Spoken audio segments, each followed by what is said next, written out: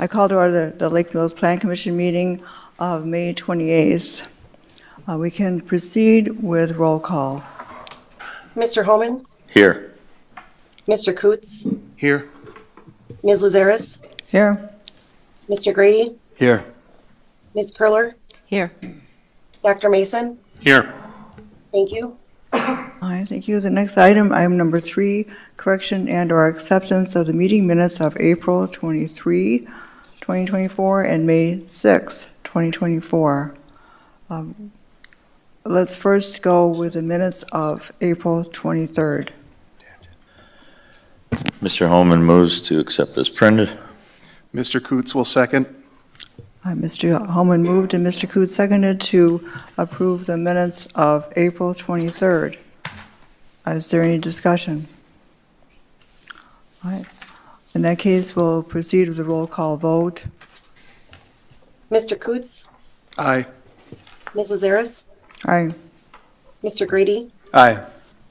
Ms. Curler, Aye. Dr. Mason, Aye. Mr. Homan. Aye. Motion passes 6-0. All right. Next, the minutes of May 6, 2024. Mason, move approval. Mr. Coots will second. All right. Dr. Mason moved and Mr. Coots seconded to approve the minutes of May 6. Is there any discussion? All right. In that case, we'll proceed with roll call vote. Ms. Lazaris, Aye. Mr. Grady, Aye. Ms. Curler, Aye. Dr. Mason, Aye. Mr. Homan, Aye. Mr. Coots. Aye. Motion passes 6-0. All right. Thank you. The next is item number 4, questions and public comment. The public may address the commission at this time regarding items on the agenda unless the item is the subject of a public hearing. If your comments pertain to a public hearing, please hold your comments until the hearing. We do have 2 public hearings this evening. Item number 5, conditional use request by Phil Doleshal, owner of Rock Lake Storage to allow outdoor storage in the I-1 Industrial District at 650 Owen Street. And item number 7, conditional use request by St. Paul Evangelical Lutheran Church for a 17,646 square foot addition to the east side of the building in the R14 single-family residential district with public and institutional overlay at 1530 South Main Street. Public comment may also be made at this time on items that are not on the agenda if you have registered with the city clerk before the meeting. The state's open meeting law discourages action by the commission on items not listed on the agenda. Please keep comments limited to 3 minutes. State name and address when starting your comments. Also fill out the sign-in sheet at the podium. For people online, please follow the Zoom link or the phone number listed on the Plan Commission agenda. Are there any public comments at this time? Is there anyone commenting online? All right. Hearing none, then we'll proceed with item number 5, public hearing application for conditional use permit from Phil Doleshal, owner of Rock Lake Storage to allow outdoor storage in the I-1 Industrial District at 650 Owen Street. Before we start with the public hearing, I would like to hear from our zoning administrator, Troy Evenson, if you would present the request and with your recommendation, please. Sure. Good evening. This one came to us from a complaint. Someone had drove by and saw some trailers sitting outside at this property. This has been a storage facility for quite some time, but they did not have a conditional use for outside storage. I did reach out to the owner late last fall, and he was kind of contemplating either going through this process, getting a conditional use, or just getting rid of the trailers that he had there. And it turns out he wanted to go through this process. He doesn't have a ton of area there. If you guys looked at the site plan, a lot of this parcel is used up with buildings and the parking and the ability to get in and backup trailers and get fire, EMS, whatnot in there. But he does have a few spots that he thinks he can house a couple of trailers. So that's really all this conditional use was for. It's kind of a formality to allow outside storage on his existing property there for. All right. Can you cover your recommendation? Staff is recommending approval for this. All right. All right. Chief Russ with the fire department is available to speak if you have any questions of the storage and impact on Okay. public safety. We might have on item number 6 for discussion recommendation, we might ask some questions then. Okay, thank you, that's good to know. All right, the public hearing is open for this request for outdoor storage at this place.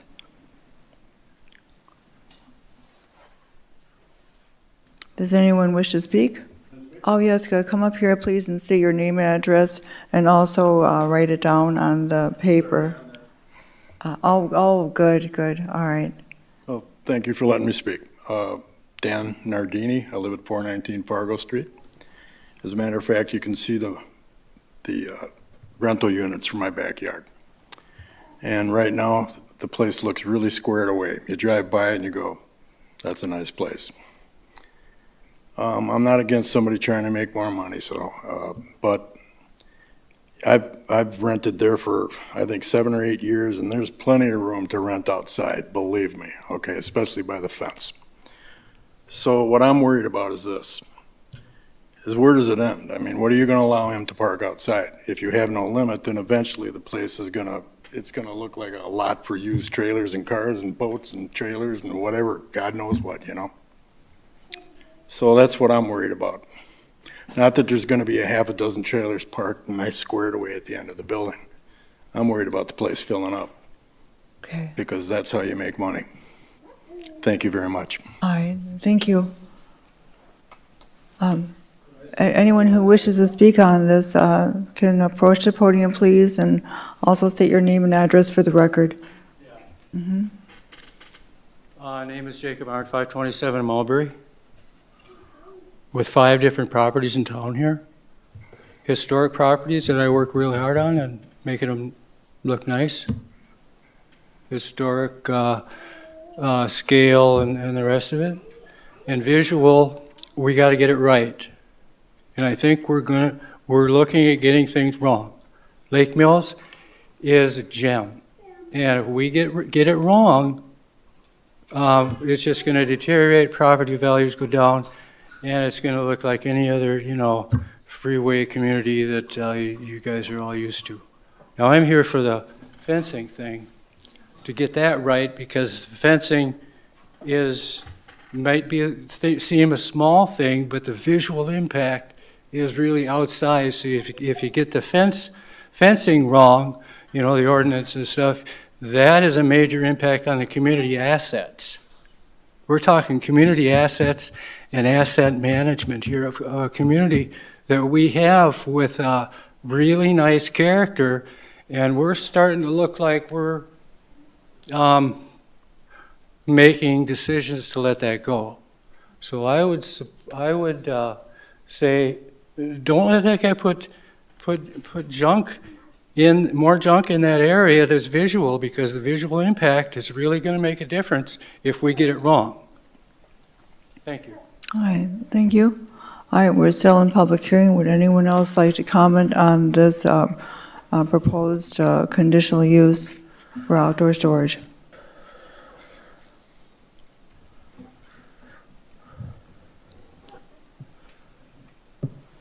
Okay. Would anyone else like to comment on the proposed outdoor storage at 650 Owen Street? Are there any other remarks that anyone wants to make concerning this proposed outdoor storage at 650 Owen Street? Hearing none, then we go. All right, okay, please come up to the podium. Just a quick question. Podium, please. I'm not an accountant or a tax guy or anything. I'm just curious, if you allow this to happen and it goes through, does that increase the value of the property and then hence give the city more taxes? All right, thank you. All right. Are there any other comments about the proposed outdoor storage at 650 Owen Street? Would anyone else like to comment on the proposed outdoor storage at 650 Owen Street? Are there any other comments concerning this proposed conditional use?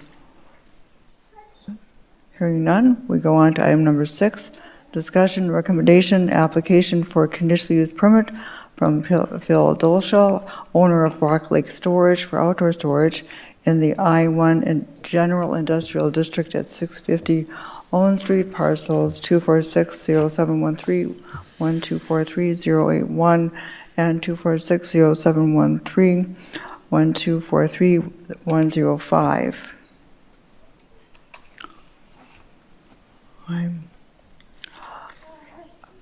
Plan Commissioners, we do have a prepared motion in front of us that we can consider.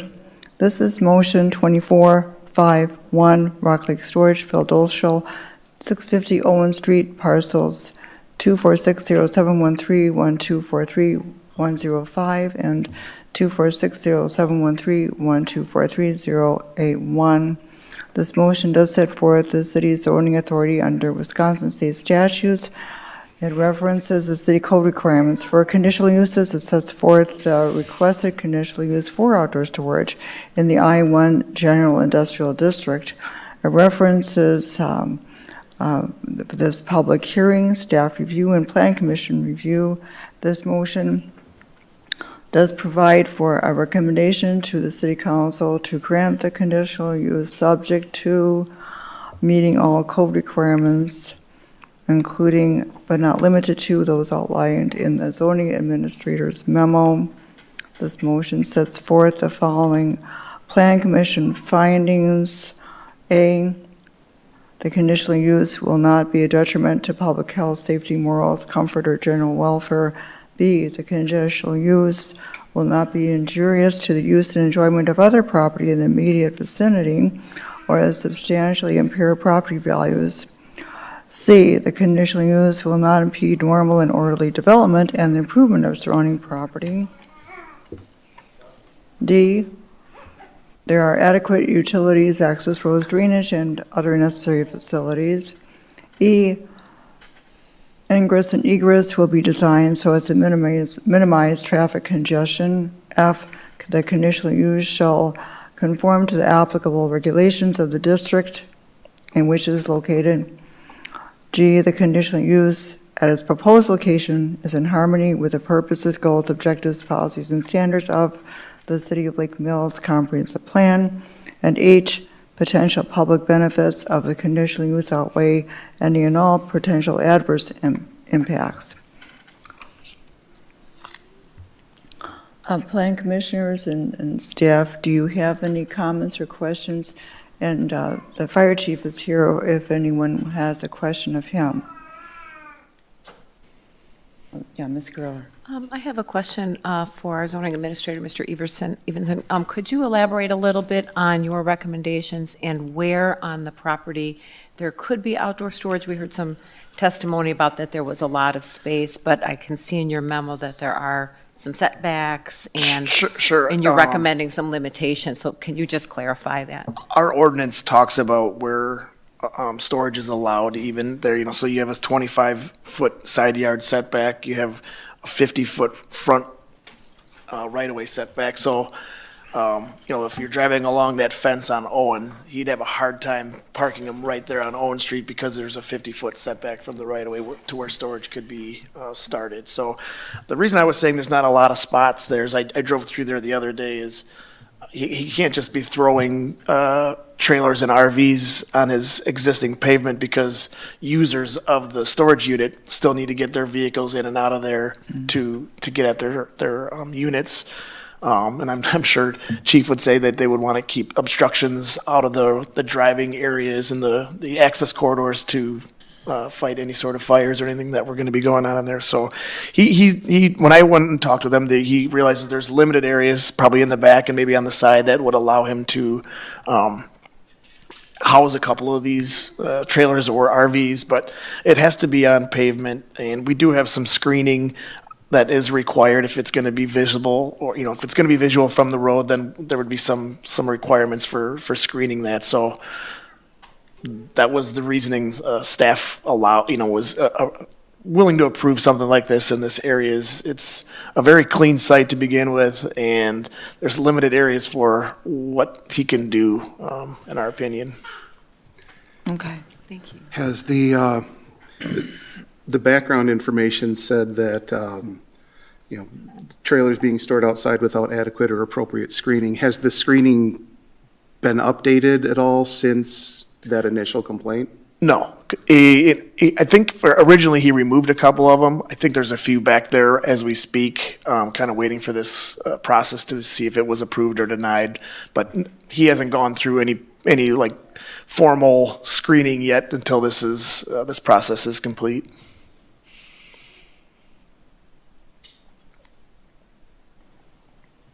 What is the general industrial screening generally? What would that look like? So yes, fencing, slats, landscaping you can use, berms, you can use shrubs, and it's not like it's a black and white, but adequate screening is kind of what that would be a requirement. Are there any height or opacity requirements? Nothing outside what our current fencing ordinance is. But being that this is a conditional use, you guys have the authority. Thank you.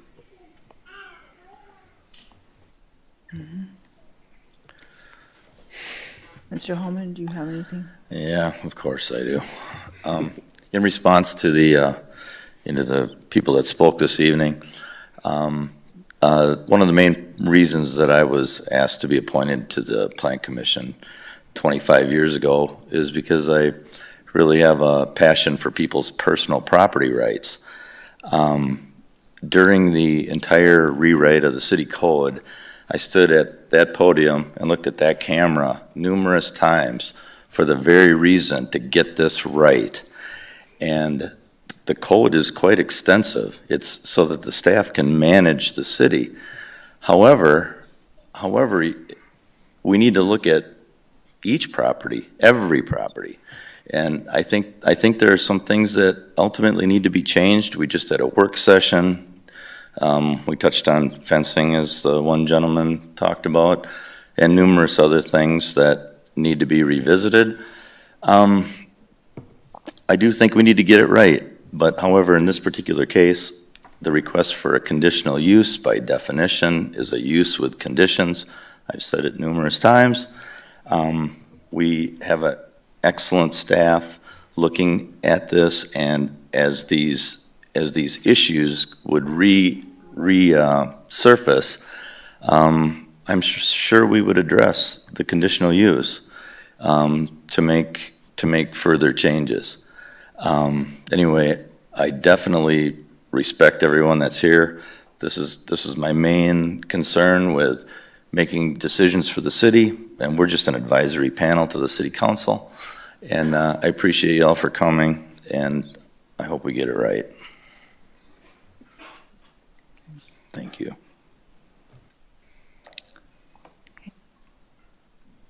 Planning commissioners, I wondered if we could ask, as long as he's here, ask Chief Russ to just come up and address whether the conditions that are recommended by the zoning administrator are sufficient to meet any concerns that you might have for ingress, egress, or emergency response. Yeah, so from a firefighter standpoint, from a fire chief standpoint, there's several things that we look at, and that is, key is accessibility around the building. Today, when we looked at the property, there's a lot of areas in the property that only have approximately about 30 feet between each of the buildings. Our vehicles alone are over 8 feet wide. The new aerial device that we have purchased is going to be at 16 feet wide once all set up. There's also a little caveat that comes into it, and we can discuss this, but there's also a part that when you place a vehicle apparatus, we look at certain distances, and one of those distances is the collapse zone of a building. Any building, no matter 2 stories, 1 story, 20 stories has a collapse zone. That collapse zone that's taught to every firefighter out there is 1.5 times the distance from the height. So with these buildings, we did not have a tape measure out there, but approximately 16 feet is where the peak of the gabled end is. So if we're off on the end of that gabled end, that collapse zone is 1.5 times 16 feet, which comes out to approximately 22 feet.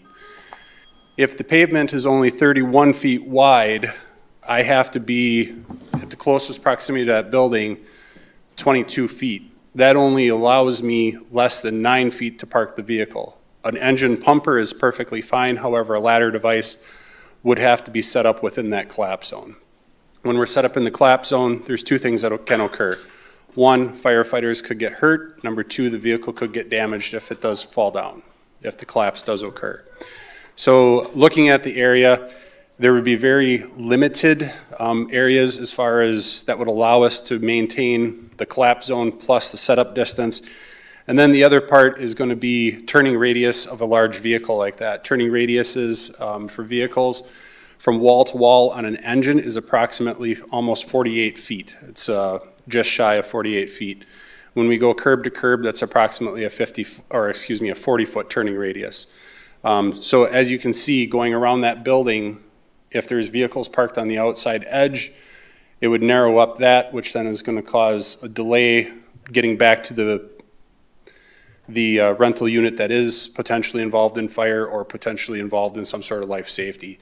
The other part that happens is when the fire occurs in the rental unit itself, now if you start putting fiberglass sided trailers up close, vinyl sided trailers, plastic trailers, that radiant heat is going to be, the distance is going to be quite narrow, which then has the ability to catch that on fire, to propagate fires from one to another to the other building.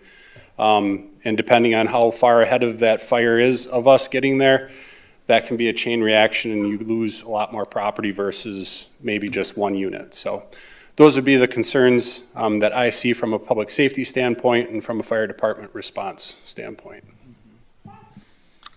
So the commission's aware, the memo that's in front of you, the motion that's in front of you incorporates the recommendations of the zoning administrator's memo, which requires that all conditions of fire department, city engineering, city public works be satisfied as a component of that conditional use. And so prior to the conditional use being finalized, the fire department, the departments of the city will have the opportunity to attach addendums and identify areas in which they're going to be able to comply with those concerns that the chief raised. So they will be required to undergo, administrative review that they are complying with the fire chief's requirements for outdoor storage in the area.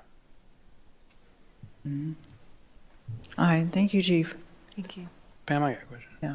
So, Troy, with regard, I'm just doing the mathematics in my head. Like, how, like mathematically, with all these limitations, what are we talking about? How many, in your opinion? My opinion? Yeah. 10 trailers. I mean, like as he was talking about, there's just not a ton of area to park full trailers or campers and still allow adequate traffic to get around there. If you look at this design, it was designed to basically house these mini storage units and not have much more on there. And if you squint really close, you can see there's a couple of trailers off that far, I'll call it the southeast corner. So you can see there's a little bit of room that you could probably do, I don't know, like I said, a half dozen to a dozen, but that's really, I think, his limitations, because at that point, that's where chief will step in, and if he's trying to put them anywhere else in there, there's just not going to be adequate circulation through there. And the owner was aware of this. This was, I don't think he's looking to stockpile every square inch of that he can on here with trailers and RVs. Great. And the second question is the property kind of alongside of it, that's like an empty lot. Yep. Is that owned by the same? Nope. No, it's a different owner. What's that? Yeah, so that, I think that, if I don't have it clicked on, but I believe that's Coons owns that one, so the Coons trailer. So right behind him or straight east of this property, there's already an outdoor storage, conditional use allowed for, he's got the campers parked out there. Okay.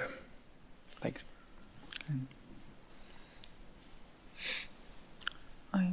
Planning Commissioners, do you have any other questions or comments?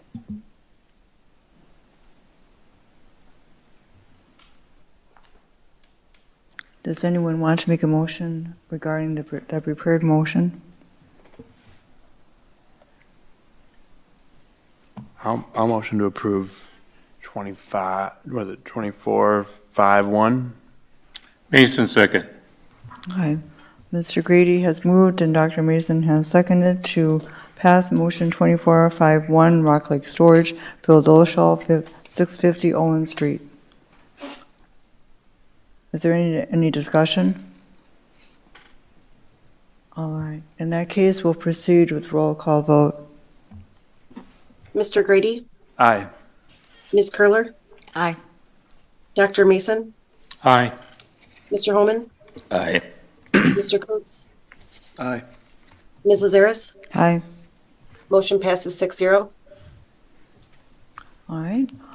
The next item is item number 7, public hearing, application for a conditional use permit from St. Paul Evangelical Lutheran Church for a 17,647 square foot addition to the east side of the building in the single-family residential district, R14, with public and institutional overlay at 1530 South Main Street, parcel 2460713242400.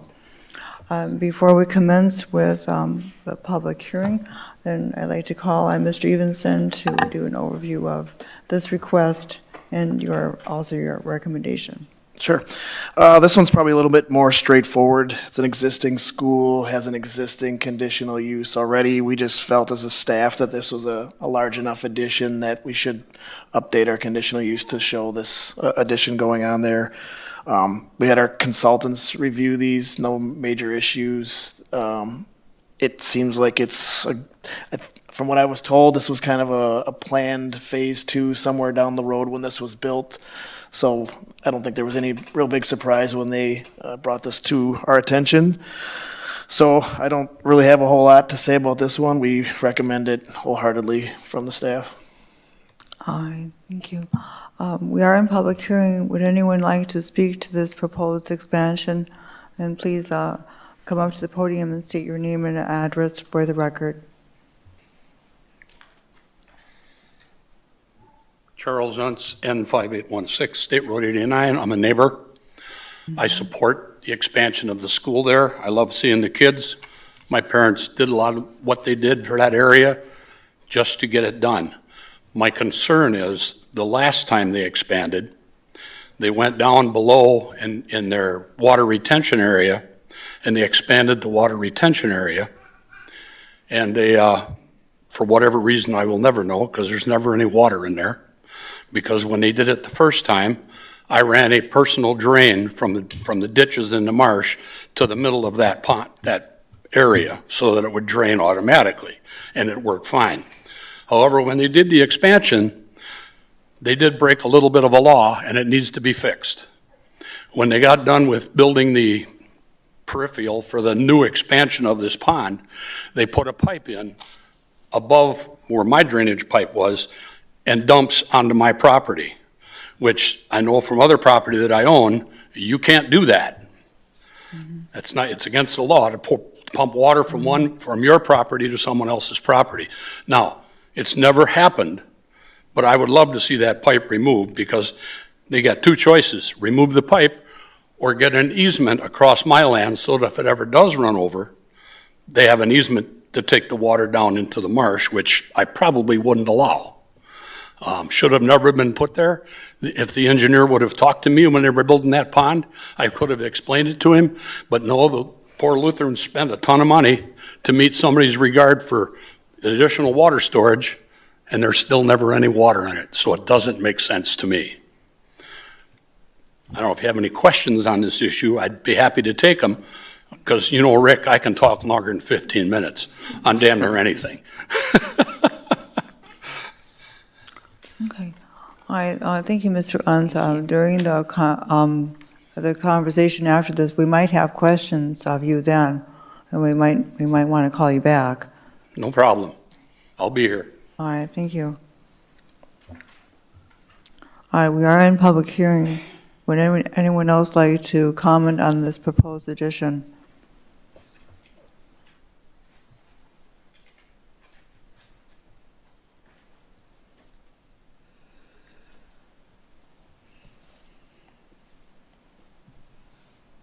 Okay.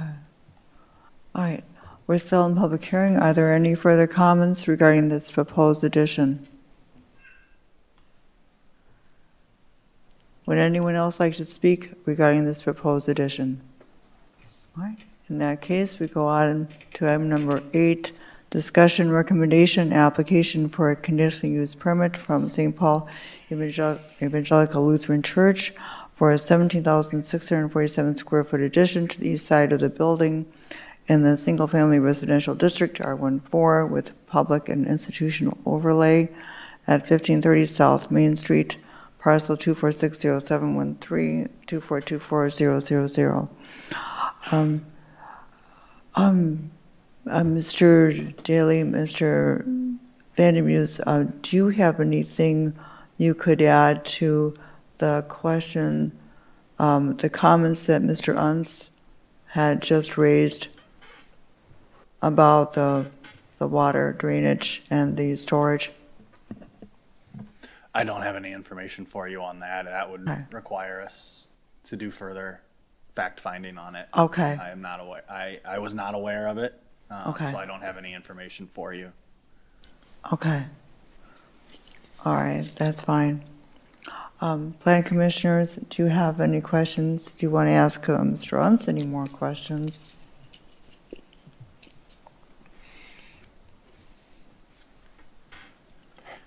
Well, I mean, I guess I have a question. I mean, would something like that be remedied if it were to be true through an amendment to this, or is this something that happens separate? I guess is my question. Maybe Dan, you're the best person. I don't know. It's possible that it's a dispute between two private property owners. I can't answer that for you right now. Without knowing why it's there, where it is, the previous approval process, which I'm not aware of, I really can't speak to it. So it's a separate issue. Can you look into that? They'll have to submit a formal stormwater management plan for the whole site. You know, we're increasing impervious surface. So this all should have multiple engineers reviewed, plus some DNR approvals. If I believe is it big enough, the DNR will approve this because we're disturbing enough area. So I'd be surprised if it doesn't get addressed somehow. Okay. Okay. All right. We're not prepared to speak on any diversion of water to another property. Right. We would need to look into that specifically. Well, all right. As part of this, then, Mr. Evenson, you mentioned that a water plan needs to be developed for this to continue. Correct. They did submit a portion of one, but yes, there will be a requirement before the permit's issued that a complete stormwater management plan is approved by obviously us and the DNR. So basically capturing all that stormwater and making sure it doesn't leave the property is the intent of a stormwater management system. So if there is a pipe or something that is diverting it inappropriately, then I'm guessing that would be addressed at that time. Okay. Ask a follow-up. Mr. Evenson, I think you said in your initial remarks that this is updating the current conditional use for the property, is that right? Correct. So the stormwater whatever's there now as part of the stormwater management is, I mean, generally within our purview. and the city council's purview as if we're updating the Certainly. conditional use permit? Okay. And then that's one big question that I have in my mind right now, kind of anticipating where you're going with it. This addition was anticipated at the time of original approval, so I don't know if that stormwater pond was built and developed for this new impervious surface that they're introducing. With regard to the location of two pipes that are draining from that stormwater pond, we would be in a process to approve the placement of that in the overall management plan, but that doesn't necessarily contemplate unanticipated results like a trespass of water that was unintended to run on farmland. It sounds like there may be an issue here that people have to look at. I think generally right now, staff wasn't aware of this issue and we're not really prepared to address it. However, there have been approvals through time. This second development of this site was anticipated, so I feel like there's probably some anticipation of this issue if we go back through the record and look at what was approved previously and whether or not that current pond meets standards for in contemplation of this addition. So I guess as a follow-up to that, then, in the zoning administrator's memo, we have a recommendation that the requirements of the city's engineering and public works staff would be met. So if we, as a plan commission, wanted to be able to move the project forward but have this stormwater issue addressed, is the information in the planner's memo sufficient, or do we need to maybe add something to our motion to make sure that that's addressed? Doesn't it seem like it'll automatically be addressed with the new staff oversight? I think Troy mentioned it would just come under the realm of their oversight. So The my engineers opinion are is, reviewing it. I don't think we need to add anything. Well, I guess I just want us to have some advice on that so that we do make sure that we're addressing Mr. Ans's concerns. Yeah. Yeah. I think you can place an additional condition or contingency on the motion for approval that we further investigate prior to council action. I'm thinking on the fly here.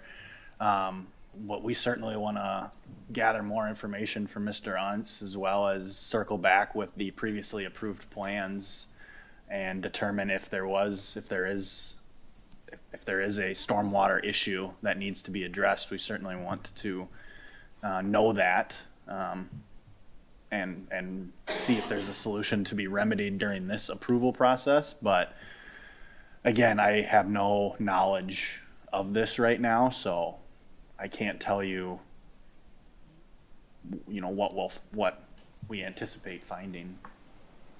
And hopefully everybody can hear me. I'm not sure if you can. This is Curtis Geiger. I'm virtually called in with Excel Engineering, 100 Camelot Drive, in representation of St. Paul's, and have knowledge of working on the different iterations at the St. Paul's campus.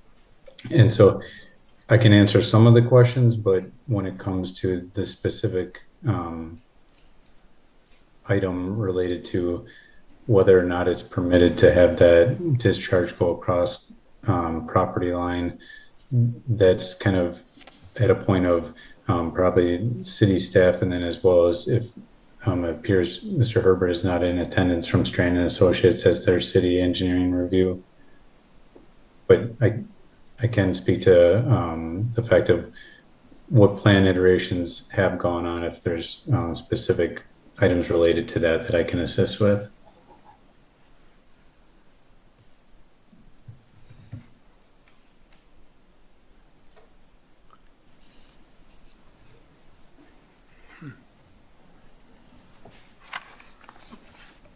All right. Dr. Mason? I'll make a motion All right. to approve 2452 with a contingency to look into the stormwater retention area. Do you want to make it contingent on an updated stormwater management plan? Yeah, that's correct. Okay. That would be in addition to, where it's subject to the following, that it would be, in addition to that, and to what is listed here, also an updated stormwater management plan would be listed here as well, separately. Okay. That's what I think we're trying to point In the out. motion, A1 already talks about it undergoing an engineering review. If we need an additional review, isn't that what the engineering review would do? It is, it would certainly fall under that.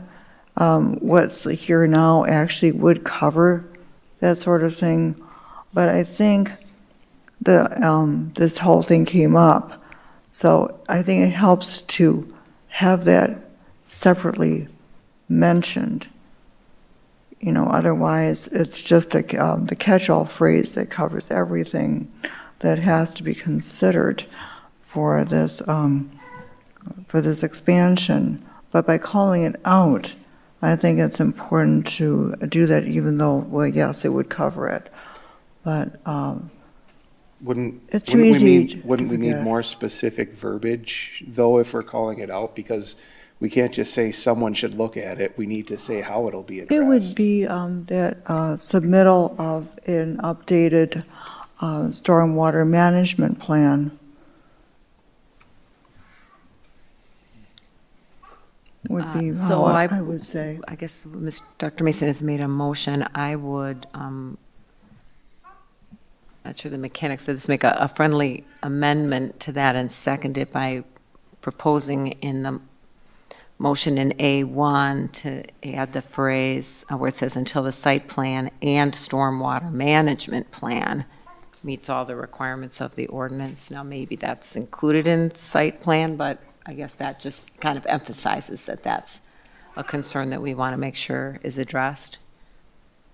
So basically amending the second line of A1 to say until the site plan and stormwater management plan meets all requirements of the ordinances. Are you okay with that? Do we need to, Yep. do we need to, I'm not a fan of friendly amendments, but this, the idea is to direct you guys to look into the storm water management area. Now, they're going to look into everything else too, the engineering and everything. Sure. But this specifically directs them to do that. do we need to vote on the amendment first then? No, it's just so long as Dr. Mason, the original motioner, agrees with it, I think we're in good shape. Oh, Okay. great. All right. So we have, so in other words, then we could say that we have a motion by Mrs. Curler and a second by Dr. Mason to, Other way around. Other way around. sorry? Essentially, Ms. Curler just asked Dr. Mason to change his motion and then clarify the motion, and so that new language will be what the motion in the minutes will be. All right. So we need a second. So he's the motioner and I'm the second. Oh, very Is good. that correct? Okay. All right, very good, yes.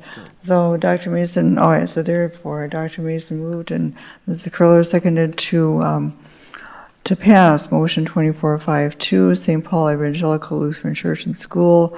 This would be for the expansion on parcel 2460713, 2424000, with the addition to A1 for an updated site plan and stormwater management plan. Okay. All right. All right, any further discussion?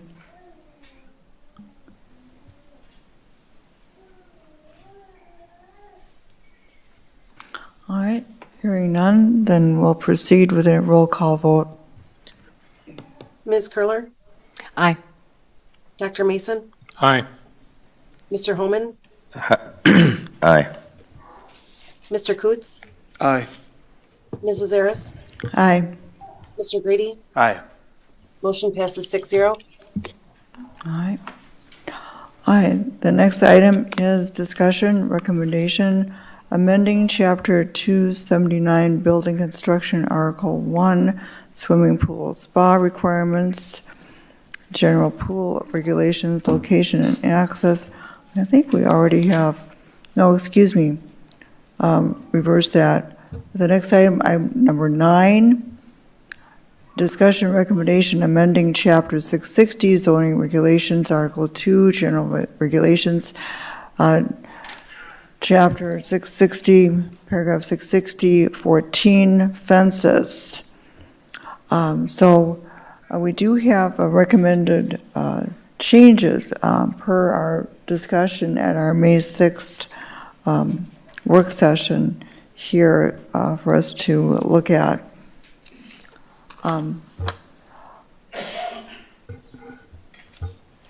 Does anyone have, and you've had a chance to take a look at the recommended changes pursuant to our discussion. Does anyone have anything to say?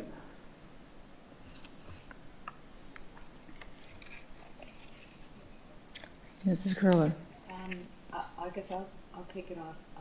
I had a chance, I'll kick it off. I had a chance to talk with staff last week and review an initial draft of this and compare it with my notes from our work session. And so I think it meets what we discussed at our work session, where we wanted to accomplish a couple things. One is to allow vinyl material and also allow the zoning administrator the flexibility to approve other similar quality material. There's a provision that allows a taller fence in the side yard when adjacent to a non-residential use. And some of this is reorganized, but still some of the language is similar. So, you have to read the strike-throughs as well as the underlining to get that. And then we also wanted to allow the zoning enforcement officer to review exceptions to the height requirements rather than having that be a conditional use that had to come here. So that's that new section D. Let's see. 2D is where the zoning enforcement officer can review and approve requests to exceed 4 feet in height, and then there's some standards that have to be met, and those are ones that we talked about, including the setback of 10 feet from the property line and landscaping in front of that. So I think those are the key items that we talked about at our work session that we wanted to address. Does anyone have any other comments about the suggested changes? I just have one, just as far as staff goes, with the maintenance part of it, required to maintain, including paint and blah, blah, blah. Just so that's really applicable, because we, as a plan commission, we try to make it so staff can handle what the ordinance really is. And I just want to make sure that you're comfortable with the zoning administrator deciding when somebody needs to paint a fence. Yeah, all I would add is that nearly all of our zoning enforcement or code enforcement operates on a complaint basis due to the staffing levels that we do have. So there's very limited. I guess you won't see Troy out and patrolling the neighborhoods, checking, on those types of things because of the staff time and resources available. So we have one zoning enforcement officer. He's both zoning and building inspection. So we are a complaint. We do respond on a complaint basis. Thanks. Hi. Dr. Mason, did you have anything? No. Okay. I'll just say, I think that the gentleman, we talked about aesthetics and the fact that we live in a community of people, and then also thinking about individual property rights and understanding that people have their own home. And I think that we tried to strike a balance in between those two. And it's not easy. And we're going to have people that are upset on one side, and we're going to have people that are upset saying we're too lenient and we're allowing for too many people to do whatever they want. And we're going to have people that are upset that are going to say you're ruining the aesthetic beauty of this town, and it's a challenging balance, but we did our best. Yeah, well spoken. Well said. One moment. Does anyone want to suspend the rules to allow a comment from the audience? We want to hear your guys' take on it first, please. Okay. Questions I thought were at the end of your guys'. Well, one other thing I'll say is that section 2 in this, where at 2D, where there is a setback for people who want a higher fence, and that there is the opportunity then for the homeowner to put in screening or landscapes or bushes or trees to provide themselves more privacy, but still allow for the kind of aesthetic compromise of the community at large. All right. Planning Commissioners, does anyone have anything else to say about the suggested amendments? I couldn't hear you. Do you have anything else to say? Good, I'm good. All right. There might be people that want to say something. Does anyone want to suspend the rules to allow for people to approach the podium and comment on this matter? And if anyone does, then someone should make a motion to suspend the rules to do so, if you want.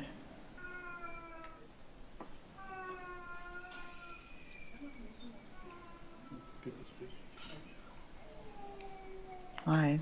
So There- if you don't suspend those rules, then you're not going to listen to or hear from the people? No one is going to make a motion to do so.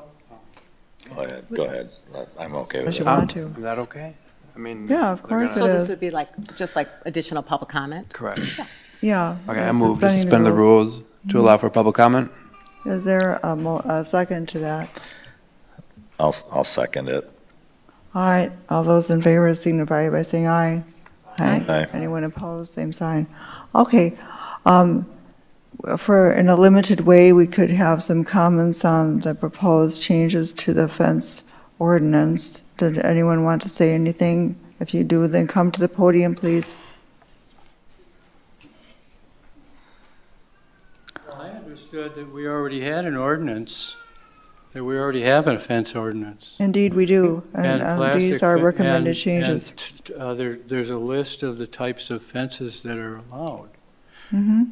And then a change from that would have to have a vote from the city, from this administrative review. I mean, it wouldn't just be made a change unilaterally, I don't think, by Troy. No, you're correct. Oh. So right now, you're at Plan Commission discussing their recommendation to the city council for an ordinance change. If the Right. Plan Commission makes that recommendation, it will advance to the city council, and then the city council will address it. And then there's another hearing process during that. No hearing is Oh. required for this, but the ordinance would go through a process to be read 3 times, and then the council would ultimately vote to adopt or not And adopt there's that not, ordinance. and there's no public input after that? At each and every meeting, At the each- public is at invited each of to those, come and there's- comment. There's public comment. Well, let me just say, in addressing the gentleman in the jacket who just spoke to the aesthetic, I'm not just talking about the aesthetic, because this type of fence, this change is very dramatic, and this type of fence anchors into the ground, and changes the drainage pattern. It changes the trajectory of the water, for one thing, okay, just because of the construction of the fence. And two, you know, you look at the construction of the fence as it is, there's a wide spot on the top and there's a narrow spot on the bottom, and the mortise and tenon, or the tongue and groove, whatever you call it, there's not a lot of purchase in there after they've installed that, you know. It gets installed kind of in a rickety. And there's an anchor on the top, there's a mortise in the top, and there's a mortise in the bottom, and the rest of it is just tongue and groove stacked. So I'm wondering about the wind load on first the diversion of water from the structural standpoint. I'm an architectural stonemason, and I have an idea of what structural and then aesthetic as well. I mean, the two are different territories. This is just the structural now. The bottom of the fence is below grade just a little bit, so that'll divert water differently from where, and it's right next to my garage. Speaking on the specific issue. And then the wind load on that, eventually I think on that vinyl and plastic, because it kind of warps and does this and that whenever it gets the sun and the UV for a year or two. And you know, it's going to look pretty bad after a few years, but once it starts warping with the UV, and then you get the wind load on that, and it starts doing this, and you get this sloppy mess, and then people don't have the wherewithal all of the time to fix it right away. So then it, you know, degrades the neighborhood in that way. That's why I have an objection to the plastic and to the. I don't have an, you know, it's one of the mechanical things that I object to. And then the heat load on that, my shrubs have been there for 20 years, nice yews, and they're like this. And then the heat load with plastic, that stuff heats up. And it gets, and then my shrubs are going to be toast within a year or two or a season. So we've got the water diversion and then the heat load on my shrubs. So I'm impacted quite a bit. Not only the visual of a 6-foot fence. That has no, it's not 50% opacified, it's 100%, and it's plastic.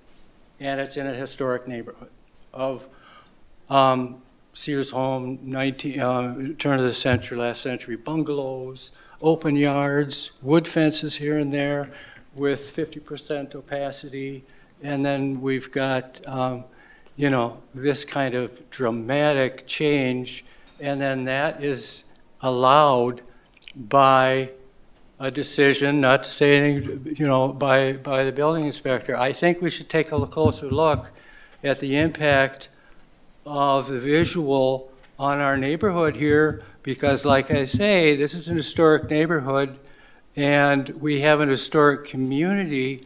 And just to, you know, I'm not saying that the aesthetics of people on the committee are not sophisticated or professional, but I think we should look at what is generally agreed to be standard, like a 4-foot-high fence for a lot of communities. You know, I work in North Chicago a lot, and the covenants up there for fences, and you know, Evanston and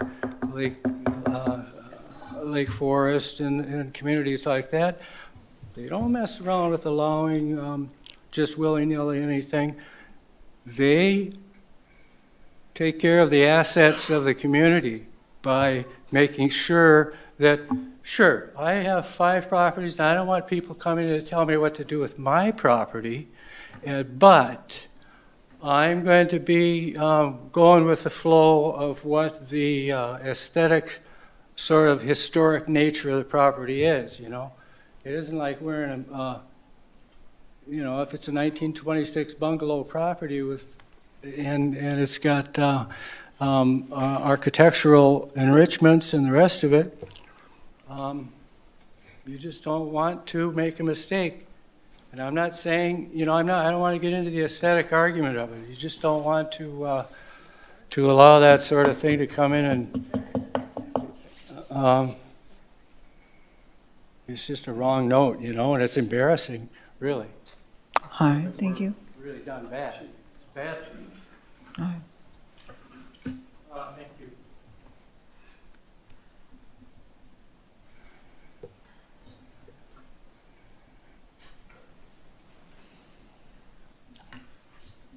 I think you all know me, it's okay. Katie, 365 Rosewood. I've read the new proposed plan, and to be honest, I'm kind of disappointed. We got the approval for the 3-foot conditional use to increase the height of our fence. And this new code, it sounds like if somebody else was in our situation and came to you, their only option would now be to move the fence back 10 feet. And I guess, you know, you read in the Lake Mills Leader, you want people to come to these meetings, and we're here. I've done the research, I've reached out to Facebook groups, I've gone through 10 years of city permits because comments are made here that nobody wants a privacy fence, yet your data for your permit says otherwise. I just, as a homeowner, I'm frustrated. I don't know what I have to do to keep my dogs in the yard without moving my fence back all the way to the house and telling my children, I know we bought this lovely house with a play yard, but we gotta take it down because we can't have a 50% opaque fence because I have 2 huskies that stick their head through and pop the pickets off. It doesn't matter how many screws we put in, that's what they do. So honestly, it's frustrating to come here and take time away from gymnastics practice and meals with my family and get all these people involved to say, hey, I pay taxes. What is it about this code that I can't have a privacy fence? Well, why does my taxes not matter? Why does my say not matter? The only thing that you didn't change in this code was that the purpose of it, which is to prevent the creation of nuisances. You know what's a nuisance? My dog's barking at everybody that walks past my property. And to promote the general welfare of the public. What is it about corner lots that's different than my neighbor's lot? They can have a privacy fence and they're not creating nuisances and they're promoting to general welfare. Why doesn't that qualify for my property? Why can't it be a case by case? And to be honest, this is exhausting and it's frustrating. And I asked for copies of complaints in my city, in my town, and I'm told I'm gonna get fees and fines for asking those questions. But yet I can't get a copy of the complaint. And where do I get to ask you guys to pay for my time to go through the permits? Because again, comments are made that people don't want privacy fences, and I pull permits for the last 10 years, and that is not the case. A lot of people are asking for fences above 4 feet. A lot of people are asking for privacy fences, and I really hope that you don't pass this to the city council because I don't know as a homeowner what our next steps would be. Thank you. All right, thank you. So it's pretty sad that you guys don't have the staff. Can you give, yeah. 519 Mulberry, this gentleman is my neighbor. And it's sad that you don't bring things up unless someone complains. When I heard that, I'm sorry you're not staffed enough, but, so I guess the welcome wagon passed us by. We are putting up a 6-foot vinyl privacy fence, approved by the city. We have nothing but been harassed by our neighbors, which is sad, because they don't like the looks of it. Well, I grew up in an 1892 James Ryder home that was built in Waterloo and is on the Historical Society Register. I know what it's like to live in a historical district. Just because I put a vinyl fence up, my yard is going to be beautiful. We've already spent thousands updating it. For you to say, just because you guys don't like it, you go around to the neighbors, you get a petition. Is that how we want Lake Mills to be? No. Well, you are creating that. You are too. And it's sad. My house stood vacant and the community used it as a garden. Ma'am, And I'm this just going to is ask another- that you speak to the planning committee. Okay. Okay? So another thing they're upset is because we're using our own property and we're putting this fence up because evidently it was used by 6 homes, the garden. But we pay taxes now. We're new owners. We pay taxes on that property. We have use for that land. I can't help it that they used it, but we are being harassed We've had, our workers have been screamed at. It's going up as we speak. It's embarrassment. And I'm embarrassed to be a Lake Mills resident right now. If this is how these neighbors are, it's sad. And first of all, we are not on the historical district of Mulberry. The historical district is 11 homes from downtown on. So. Hi, thank you.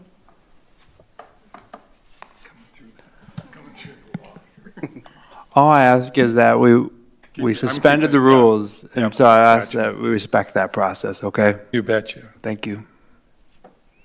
My name is Dennis Metcalf, and I live at the corner of Brookstone and American Raceway, is what I call it now, at 360 Brookstone, because the traffic is, I counted just off the record, but I counted a car from the front of my house all the way down past all the commercial buildings or whatever they are.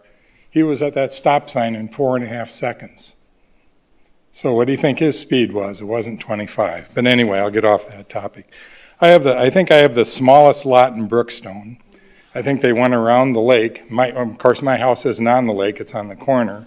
So I can see the lake barely, but whatever, makes no difference. But so my lot is pretty small, and plus the other thing is it's 14 inches down from the sidewalk.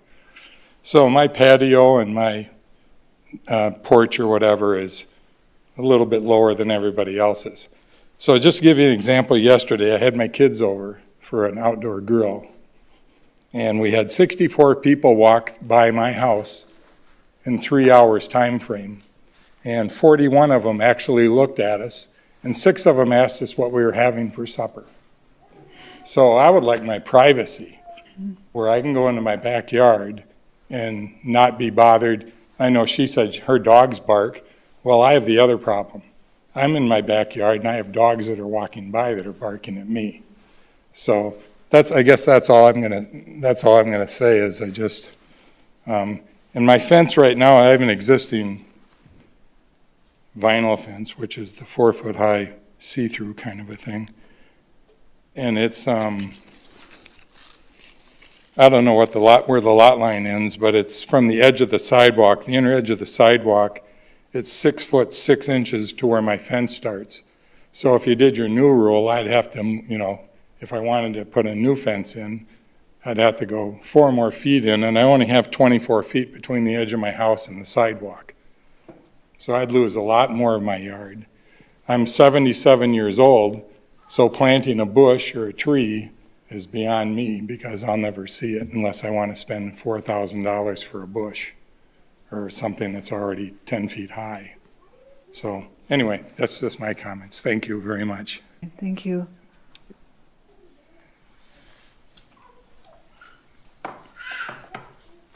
Hi, my name is Nikki, 207 Crestview Lane. I live in the same neighborhood as these folks here.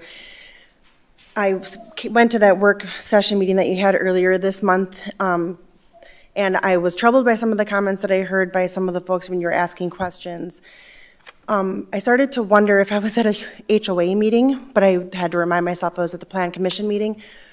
I wonder if we have somehow lost the respect of private ownership, private property ownership, and I would like to just put a plea out there that we do actually remember that a lot of us struggle every day to maintain our properties, to fund our properties. We want to be private property owners. So if you can, as a city, as your Plan Commission, do what you can to make it so that owning private property in 53551 is doable, and it is something that we are not having to be so always burdened and concerned about coming to the city to get permissions for things or to make our property better for our neighbors by putting up the property or privacy fences or using vinyl because it is whatever the reason would be. And for the aesthetic component of it, there are a lot of extraordinarily expensive properties and new subdivisions that are going up that are using vinyl. So I don't understand where that comes from, but we are humans and we are all neighbors to one another. So when you're making your decisions, if you could please take into account that there are young families that are doing their best to own properties, and if they need to have a fence that is 6 foot tall and it's reasonable, why do we push that in 10 feet from their already small property line and then tell them, well, if you do that, you can then go ahead and put up greenery, or I'm sorry, foliage, to then make it the rest of the 50% of the way, when you wouldn't have a problem with that greenery coming, or the plants, forgive me if I'm not saying foliage, coming to almost to the sidewalk? That's not a burden for you, or a burden for the neighbors walking on the street when they're having to walk over all this mess of trees that aren't maintained or bushes that aren't maintained, just so that they could check the box and say that they put their fence 10 feet in. Do you know what I'm saying? In Brookstone, there's a lot of unkept, and I'm sure the whole neighborhood, I don't want to call out my neighborhood, but there's unkept foliage. But as long as that fence is in 10 feet, that's the real problem, or the real concern. Do you know what I'm saying? It just doesn't seem to be very consistent. So my request is to do things conditionally, or however you do it, but please think as human beings for the private property owners, and don't always take into consideration just the complaints. And if there are complaints that you choose to act on, then those must be accessible by request.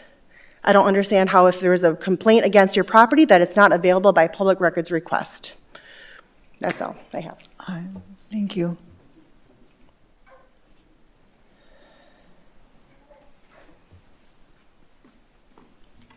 Mike Whipperforth. I live at 365 Rosewood Ave. I just want to paint a quick picture. Kind of seems like a lot of the votes are going towards aesthetics. So if the roles were switched and most of us were up there and we were voting on to say, well, I think everyone should leave their doors open at night because it looks inviting to everybody, you guys would jump down our throats and say that's insane. Nobody would do that. It's kind of the same way with our fence. Like, it's not solely based on privacy for us. It's the safety of our dogs. Like that's what we want to keep in. That's what fences are for. And along with aesthetics too, in our backyard, we can have a 6 foot privacy. On the other side, we can have a 6 foot privacy. So what is it about our backyard that people want to look in? Like, does our property value go significantly higher because you can see my yard? Because I don't think that's the way that works. So, Excuse me, I'm sorry to interrupt you, Mike, but can the other folks in the audience please keep it down, because we're listening to people speak. Thank you. but yeah, like I was saying, I don't think that's the way that works. So if everything is based on how everything looks, like she said with the plants, well, if the plants are there and they're just everywhere, it's the same thing as having a fence. I mean, if the fence is there, at least there's not going to be stuff all over the sidewalk. But just that quick thing, that quick picture. Like, if I told you to keep your doors open, you wouldn't do it because you want to keep your family safe. You wouldn't want people just walking into your house uninvited. But thank you. Thank you.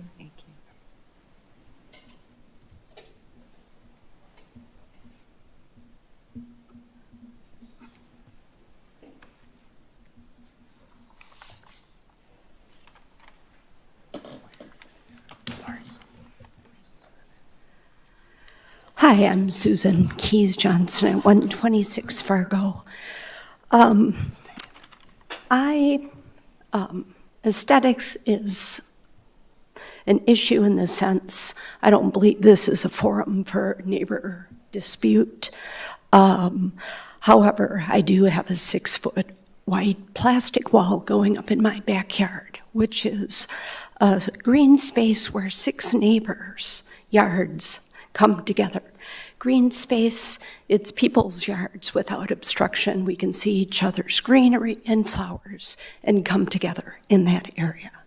And so that's what I'm dealing with at the moment. But I do just want to point out, I do not agree with including the vinyl. I can't imagine that, and I've had a couple conversations earlier today, that the historic Lake Mills would be in support of these vinyl fences.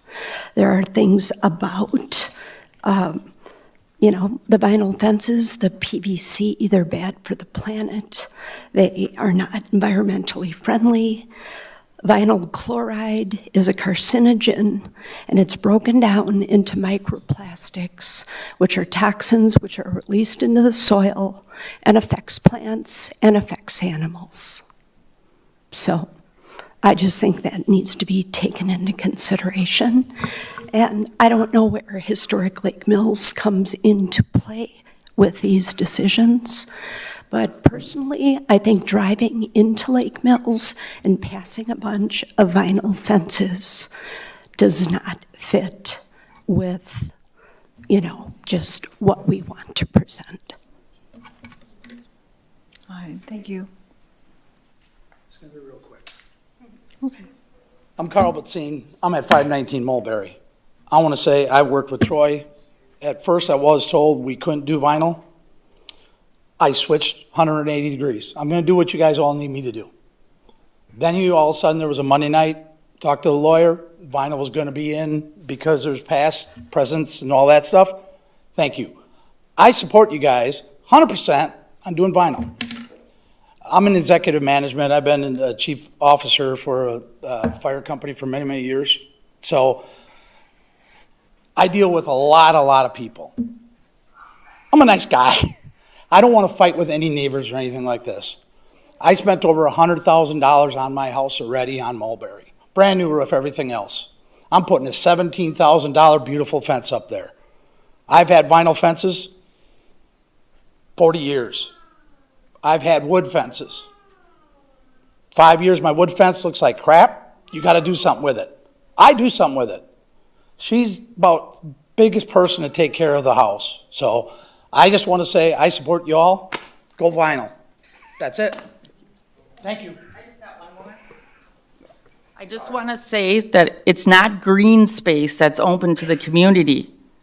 It's our property that we pay taxes on. And do they realize with wood fence, they need to be treated? So many years, you've got to treat them. And that's not harmful? Thank you so much. All right, thank you. Everyone, I think everyone has had a chance to speak. We are now going to close the comments on this, discussion recommendation item in front of the Plan Commission.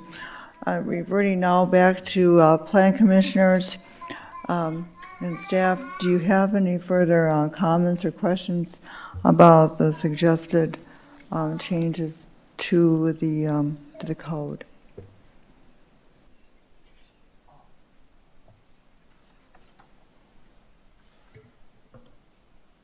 All right, in that case, would anyone like to make a motion concerning ordinance 1266? This would be whether or not to recommend this ordinance to the city council, who would then go on to conduct the 3 readings of the ordinance before acting on it.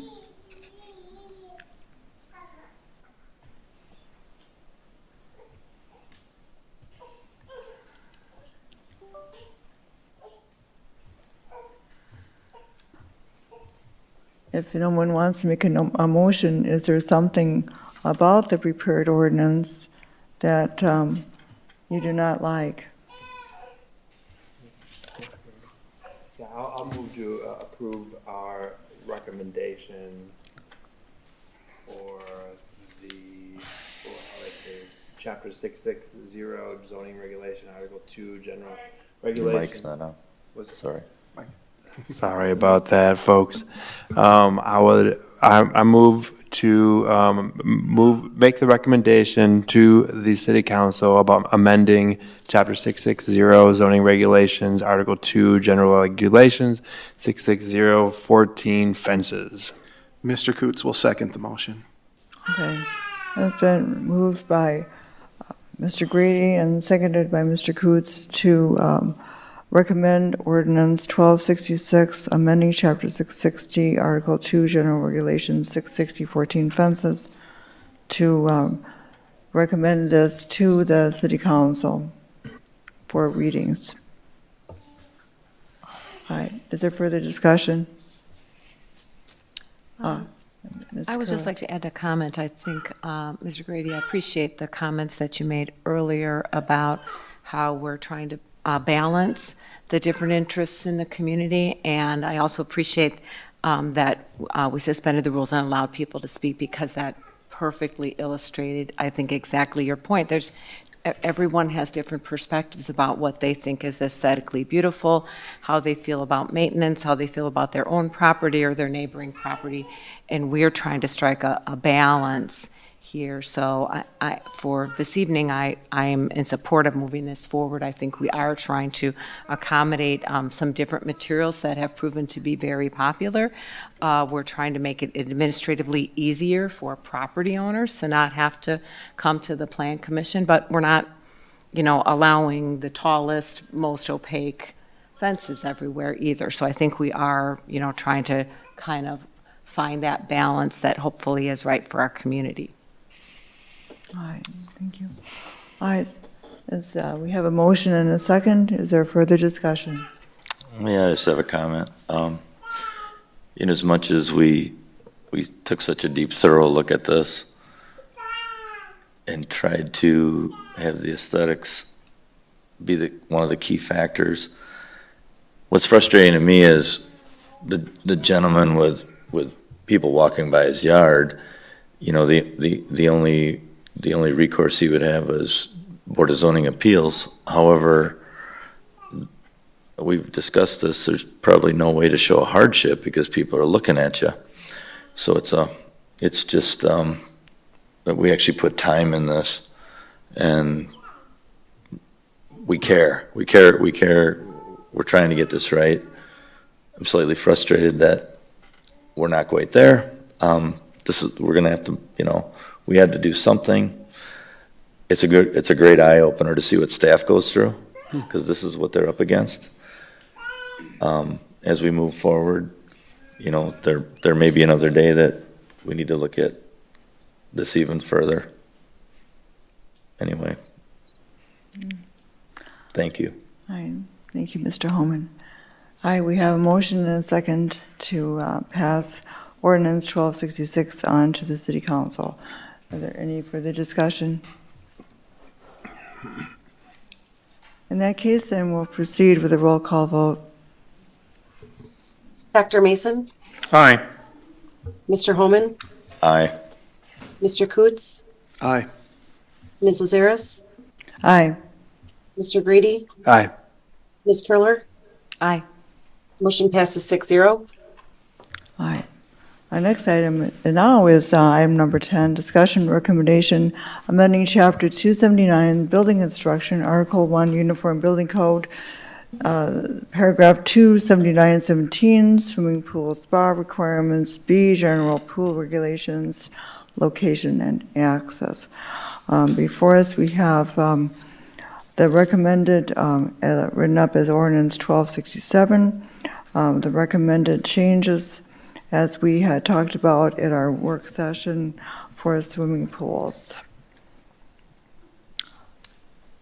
Mrs. Ayers, similar to the last ordinance, I had a chance to look at this last week, initial draft, and compared it with my notes, so I hope everybody finds the same, that this was really just trying to correct some inconsistency in fence height, setback, and size of openings, from different places in the ordinance. So hopefully this one is relatively non-controversial and just corrects some of those inconsistencies. Yeah, that's what we had discussed, was that, this fixes some discrepancies in the code itself and makes it clearer as to what is being expected here. Does anyone else have anything to say about the recommended amendments to this this code? It's very straightforward. That's all it is, yeah. Does anyone have anything else to say?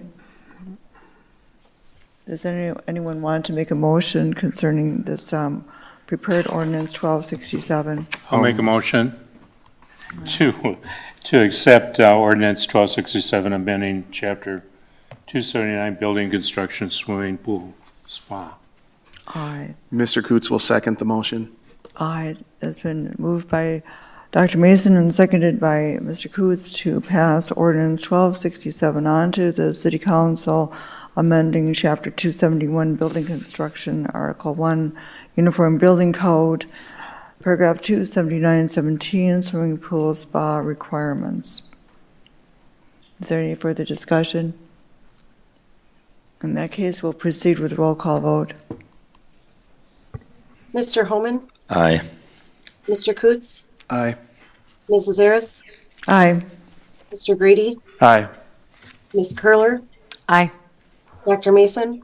Aye. Motion passes 6-0. All right.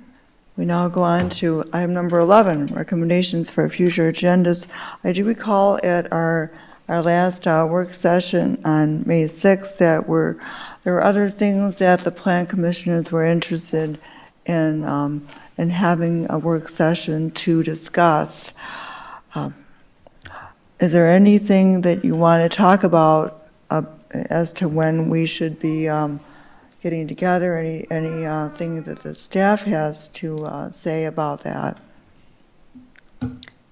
I just have a recommendation on the timing of it. I know we have within the city, we have an ad hoc committee that's currently working right now and using some of our staff's evening time, and the council is going to need a work session coming up here in the next month or two. So I would propose, I'd like to keep the momentum of the things that we were working on, but I'm wondering if we can do like a 6 o'clock start time, spend an hour discussing things before a subsequent plan commission rather than doing a different night, if people are open to that. And then it would only be an hour. If we could do that once or twice, if people would be supportive, that I think would just be easier to get it scheduled. Well, that I like that. How about the rest of you? Good. I like it. An Catering? No? Nope. All right. All right. There were, I have a few notes. One was on industrial zoning, and there was also a comment there was a comment about limited owner occupancy, looking at that.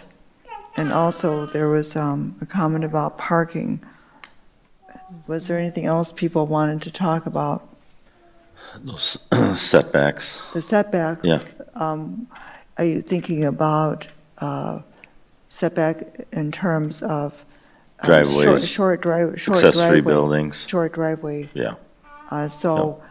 Driveway standards then, Yep. and setback and driveway standards, We need to define the area. right? If I remember right, Steve, in my notes, I had particularly older neighborhoods, right? Yeah, There's a yeah, couple of I items that you wanted to Yeah, I think perhaps we make need a to distinction. define the outline, and then I think that'll make it more simple. Yeah, we'll have to 'Cause we don't define want- older neighborhoods, what that means, Yeah, but, right, yeah. okay. Okay. All right, I think that sounds fine. Then let's look forward to meeting at 6 o'clock before the next regularly scheduled Plan Commission meeting for a work session. All right. Is there anything else under future agendas? Okay. In that case, we're up to number 12, adjournment. Move adjournment. Second. It's been moved by Dr. Mason and seconded by Mr. Grady to adjourn the meeting. All those in favor signify by saying aye. Aye. Aye. One opposed to it? Fine, we're adjourned.